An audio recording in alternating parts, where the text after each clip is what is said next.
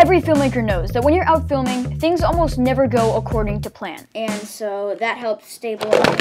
You show up, gear malfunctions, shoot delays happen, and the weather never seems to be in your favor. My name is Wesley Peterson. I'm a filmmaker and content creator, and because I shoot a lot of my stuff outside, I'm pretty used to shooting with little budget and little planning for that matter. So today I want to share with you some of my techniques to stay organized no matter what happens and no matter what Mother Nature wants to freaking throw at you. My first tip is to be as minimal as possible with the gear that you pack. I almost always bring a GorillaPod, a Canon M50, and the 15 to 45mm lens, and not much else. I honestly rarely need more than that. Sure, sometimes it would be great to have a larger tripod or a larger lens, but these are things that I don't use quite enough to justify having that extra weight in the camera bag. I also shoot everything handheld for the same reason. And sure, it would be nice to have a gimbal, but I just personally don't think it's worth it to lug around an extra piece of gear and take the time to set it up just for a few shots. Trust me, I will get to shooting techniques in a second, but I do want to take the time and talk about planning and setting yourself up for success. The biggest time waster is planning the shoot while you should be filming the video. It's so important to plan as much as you can before you start filming. Plan as much as you think you need to, and after you do that,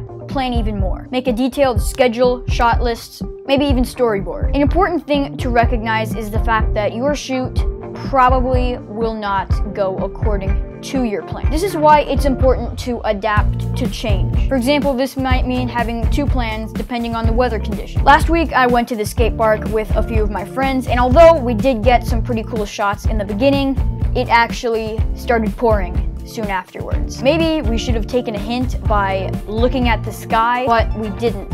And now I recognize that we probably should have had a better plan. My next tip is to decide what you are not going to do. Think of some corners that you are willing to cut and cut them. No matter how much you plan or how much you shoot, it's just not possible to get every single detail right. This is a tough one, but you really have to think to yourself, take a step back and think to yourself, this is a tough one, but you really have to step back and think to yourself, which corners am I willing to cut that will have a minimal impact on the final video? Sometimes this means not capturing production audio and then just adding it all in post. So by cutting that corner, I won't have much of an impact on the video, which leads me to my final tip, is when all fails, be able to fix it in post. Of course, never plan to fix it in post, but if all else fails, you should try to be able to. Because the harsh reality is, at some point, things are inevitably going to go wrong.